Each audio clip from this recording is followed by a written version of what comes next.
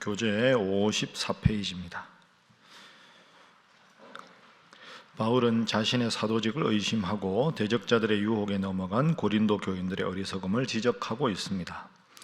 이어서 바울은 적대자들과 자신을 구체적으로 비교해서 말함으로써 유대인 거짓 교사들의 거짓을 폭로합니다. 거짓 사도들의 육적인 자랑에 대한 반박으로 사도 바울의 자랑이 구체적으로 언급되어 있습니다. 바울은 자신의 혈통에서부터 복음을 위해 겪은 순환에 이르기까지 자세하게 이야기합니다. 그러나 이러한 자랑은 단순한 자신을 높이기 위한 것이 아니라 그를 비난하는 거짓 사도들의 입을 막고 복음의 바른 진리를 수호하기 위함이었습니다. 어제부터 제가 말씀드린 대로 고린도후서 10장부터 마지막 13장까지는 자신이 하나님으로부터 그리고 주님 말씀을 전하라고 부름받은 사도다 하는 자신의 사도직이 주님으로부터 왔다.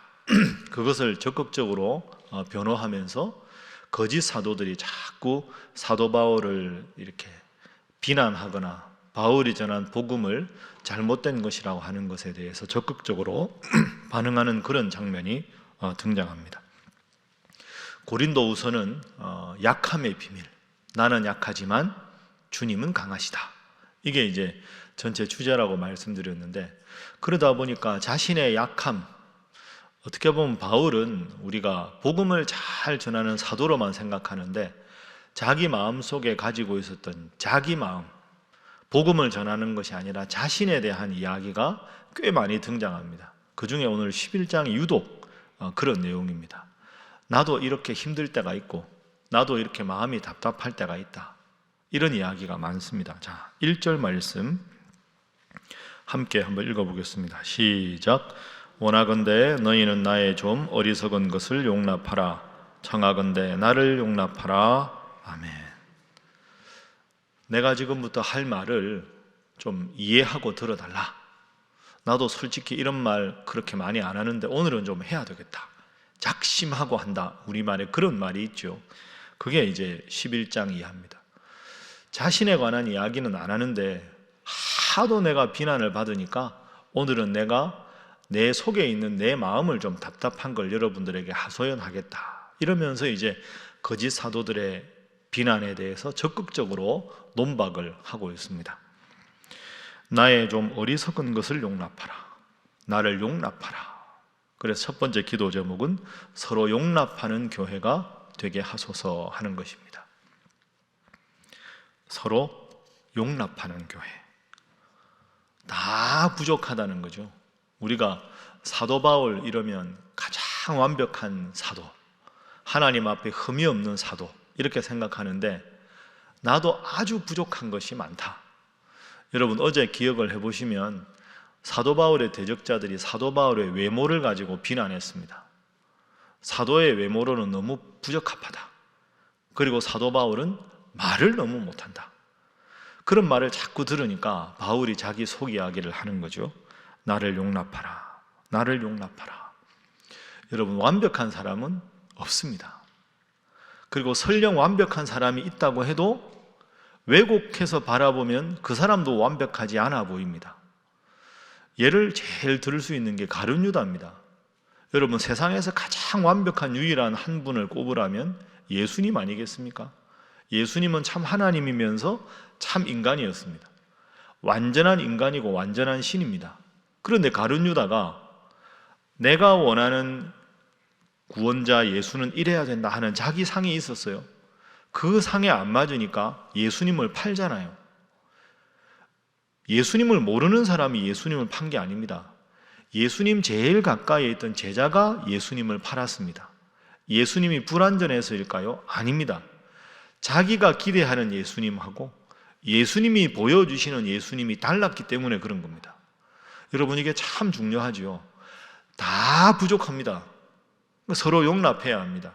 설령 완전해도 내가 바라보는 관점이 잘못되면 그 사람도 못마땅해 보이는 게 우리 인간의 마음입니다. 평생 사랑하고 살아도 부부끼리도 말다툼할 때가 있고 내 배에서 나온 사랑하는 내 자식인데 내 마음대로 안 될 때가 얼마나 많이 있습니까? 나를 제일 잘 모르는 사람은 사실은 나 자신입니다. 내 마음에 스스로 컨트롤을 못해서 나도 생각하지 못했던 험한 말이 나올 때가 있고, 내가 왜 이런 섬뜩한 미운 마음이 내 마음에 있는가 하고 스스로 놀랄 때도 있습니다. 그러니까 서로 용납하는 공동체, 부족함은 서로 채워주는 공동체. 한번 따라하겠습니다. 서로의 부족함을 기도로 채우는 공동체가 좋은 공동체다. 여러분 믿습니까? 다 부족합니다. 그러니까 부족함이 보일 때마다 비난할 게 아니라, 손가락질할 게 아니라 기도로 채우는 거죠.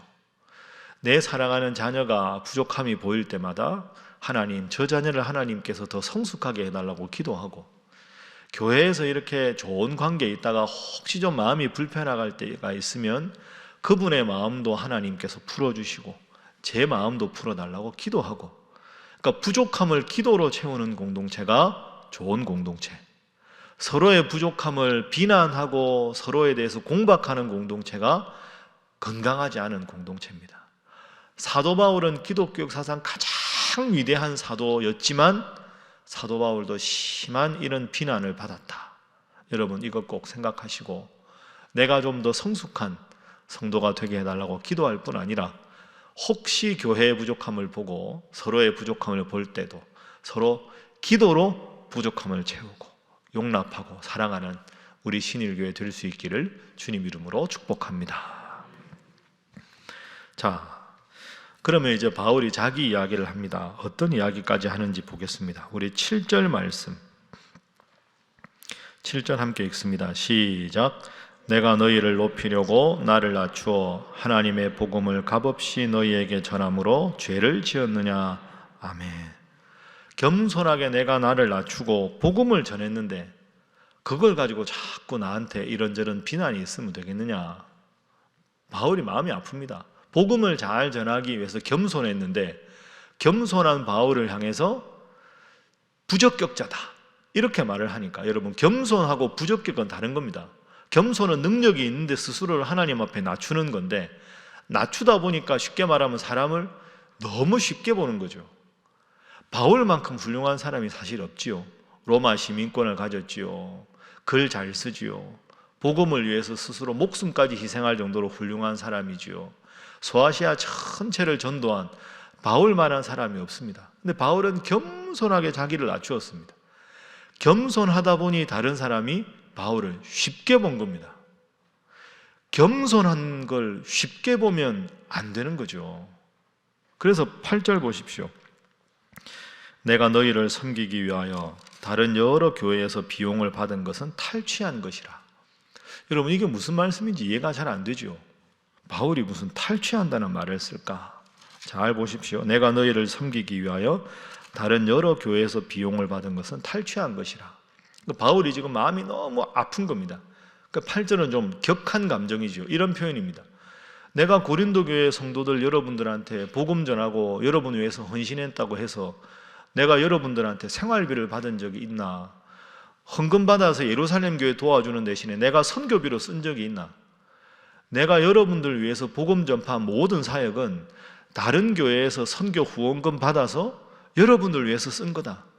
그러니까 여러분들 위한 선교하는 모든 비용은 여러분한테 한 푼도 받지 않고 다른 교회에서 받아서 여러분을 위해 쓴 것이니, 다른 교회의 돈을 갈취해서 여러분에게 쓸 정도로 내가 사심 없이 여러분들에게 대했다.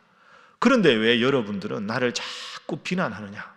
이렇게까지 이야기합니다. 여러분도 이럴 때 있으실 겁니다. 억울할 때, 답답할 때, 내가 하지 않은 말 때문에 힘들어할 때, 내가 하지도 않은 일 때문에 소문나서 어려울 때, 다 답답할 때 있으시죠. 딱 지금 바울이 그런 마음입니다. 근데 바울이 이런 하소연을 하다가 결론적으로 제일 중요한 말을 합니다. 여러분도 때로는 좀 마음이 힘들 때, 내가 저렇게 한 적이 없는데 왜 저렇게 소문이 잘못 났을까? 내가 하나님 앞에 정말 사심 없이 이 일을 하는데 왜 다른 말씀을 하시는 분들이 있을까? 힘들 때, 그럴 때 제일 중요한 본문 봅니다. 자, 11절 말씀. 자, 11절 함께 읽습니다. 시작. 어떠한 까닭이냐? 내가 너희를 사랑하지 아니함이냐? 하나님이 아시느니라. 아멘. 두 번째 기도 제목은 하나님이 아시는 것으로 만족해 하소서 하는 것입니다. 하나님이 아시는 것으로 만족하는 성도. 바울이 참 위대합니다. 마음이 참 힘들었는데 막 마음속에 답답한 마음이 있는데 결론은 하나님은 나를 아신다. 여러분이 나를 오해해도 하나님은 내 마음을 아신다. 이게 바울의 가장 중요한 모습입니다. 제가 설교할 때도 여러분에게 여러 번 말씀드렸지 않습니까? 막 살다가 이렇게 힘들 때, 답답할 때, 하소연할 데가 없을 때 가슴에 딱 손을 얹고 눈을 감으시고 하나님은 아십니다. 그래서 마음의 평안을 찾을 수 있어야 합니다. 사람들 마음은 바뀔 수 있거든요. 부정적인 평가가 긍정적인 평가가 되기도 하고 긍정적인 평가가 부정적인 평가가 되기도 합니다. 모든 사람에게 다 칭찬받을 수는 없습니다. 모든 사람이 다 나를 보고 훌륭하다고 말할 수는 없습니다. 모든 사람이 다 나를 보고 존경한다고 말할 수는 없습니다. 예수님에게도 가룟유다가 있었습니다.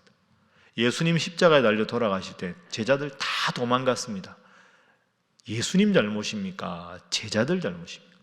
제자들 잘못인데 다른 사람 보기에는 예수님은 그 순간 아주 무능한 리더로 보였을 겁니다. 아이고 12명밖에 안 되는 제자들도 단속 못해서 제자들도 다 도망가고 저 사람이 무슨 선생이냐?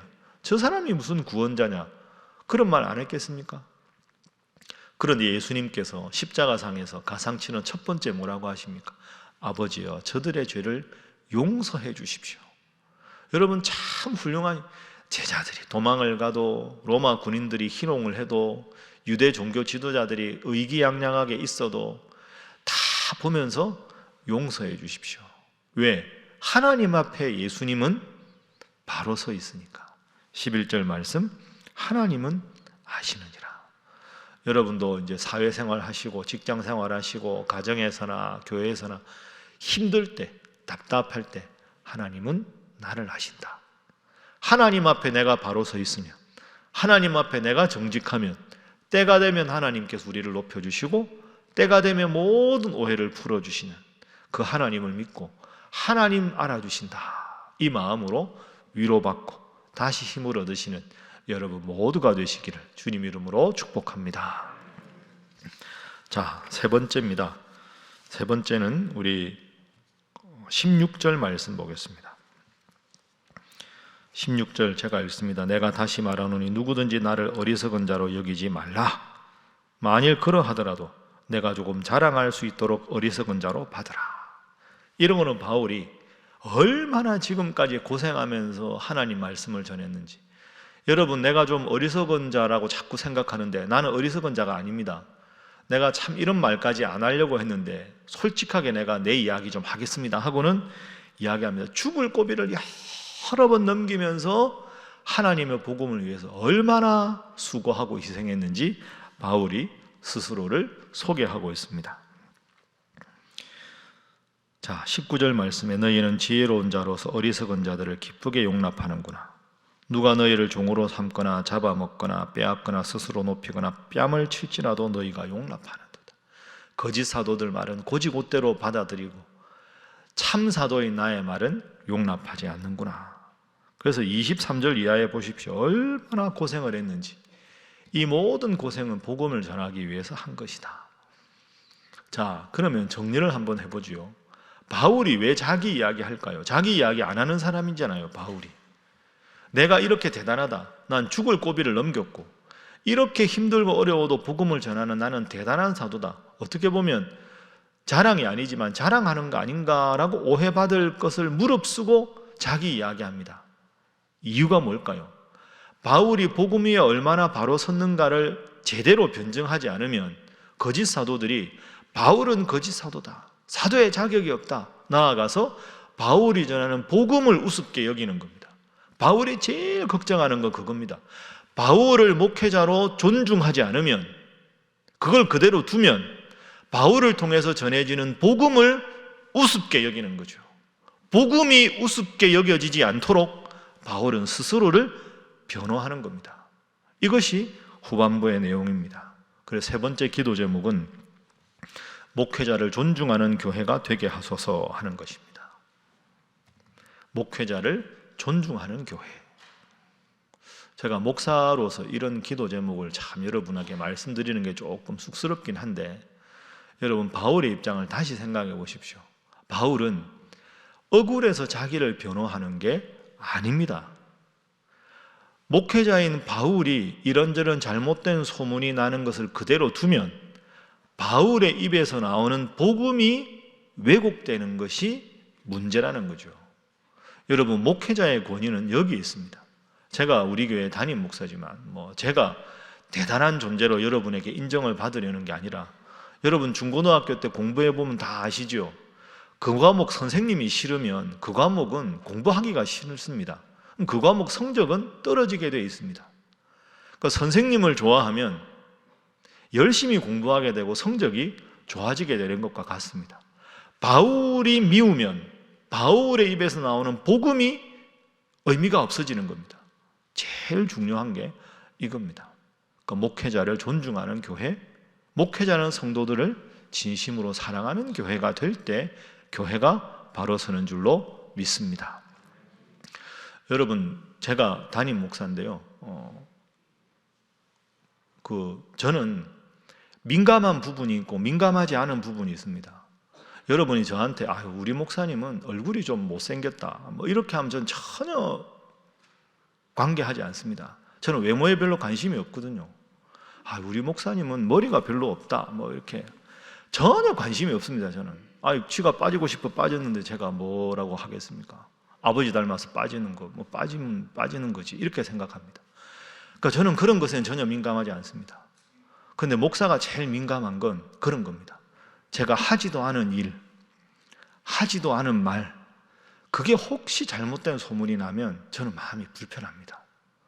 바울하고 똑같습니다. 제가 바울처럼 훌륭하다는 게 아니고, 바울이 거짓 사도들이 하는 말을 가만히 두고 보면 바울이 전하는 복음을 듣기가 싫어집니다. 그러니까 교회에 혹시라도 그런 일이 없지만 앞으로 제가 하지 않은 말이나 제가 하지 않은 일이나 우리 부목사님들이 하지 않은 말이나 일에 대해서 혹시 잘못된 소문이 나면 그분이 설교하는 설교가 귀에 안 들리고 그분이 하는 기도가 은혜가 안 되면 결국은 여러분들에게 손해가 가는 거죠. 그래서 그런 일 없도록 제가 열심히 기도하고 노력할 테니까 여러분들도 그런 잘못된 소문이 이런저런 말이 나지 않도록 여러분도 조심해 주셔야 합니다. 그게 담임 목사와 여러분의 관계입니다. 마찬가지입니다. 장로님들도 마찬가지고 집사님, 권사님들 다 마찬가지입니다. 제가 늘 말씀드렸죠. 직접, 솔직하게, 부드럽게, 이게 대화의 세 가지 원칙입니다. 내가 간접적으로 들은 말을 이렇게 이야기하다 보면 그분의 의도와 전혀 관계없이 잘못된 입장이 막 되다 보면 교회 상처받고, 교회 상처받아서 신앙생활 약해지고, 이렇게 저렇게 알다 보면 잘못된 소문 하나가 엉뚱하게 돼서 교인이 교회를 떠나고, 제일 여러분 가슴 아픈 일 아닙니까? 그리고 오늘 아침에 꼭 두 가지 새벽에 기억하십시오. 혹시 여러분이 그런 당사자가 돼서 마음이 힘들면 바울처럼 하나님은 나를 아신다 하는 걸로 위로받고 잘 견뎌내면 하나님께서 다 오해를 풀어주실 줄로 믿습니다. 그게 스스로에 대한 약속이고, 서로에 대한 약속은 내가 직접 보고 들은 게 아니면 잘못된 소문이나 억측이 나서 상처받는 성도가 없도록 우리 스스로가, 특별히 새벽에 기도하시는 여러분들이 열심히 노력해 주셔서 정말로 고린도 교회가 하나님 앞에 바울을 통해서 안정되었듯이 늘 복음 위에 바로 서고 목회자와 성도와 서로가 서로 존중하고 기도하는 귀한 우리 신일교회 될 수 있기를 주님 이름으로 축복합니다. 기도하겠습니다. 하나님, 다 부족합니다. 서로 용납하는 교회가 되게 하여 주옵소서. 하나님이 알아주시는 것으로 마음의 평안을 늘 유지하는 저희들 되게 하시고, 잘못된 소문이나 억측이나 이런 일로 서로 마음 상하는 일이 없는 건강하고 은혜로운 공동체 되게 하여 주옵소서. 하나님, 이제 또 4월 마지막 주일에 우리 교회 장로 선거가 있습니다. 하나님, 앞으로의 모든 과정 가운데 은혜롭게 순조롭게 진행되게 하시고, 실족하거나 이런저런 잘못된 말과 소문으로 억측이 생기지 않도록 함께 하시고, 교회가 더욱더 이런 일을 통해 든든히 서가고 은혜로운 교회가 되게 하여 주옵소서. 기도하시고, 우리 사랑하는 선교사님들과 사역을 위해서, 우리 일본 구원교회 미우라마 산오부 목사님의 건강을 위해서, 우리 사랑하는 온 교회를 위해서 다 함께 주님 앞에 기도하겠습니다. 주여 믿습니다. 주여 믿습니다. 주여 믿습니다.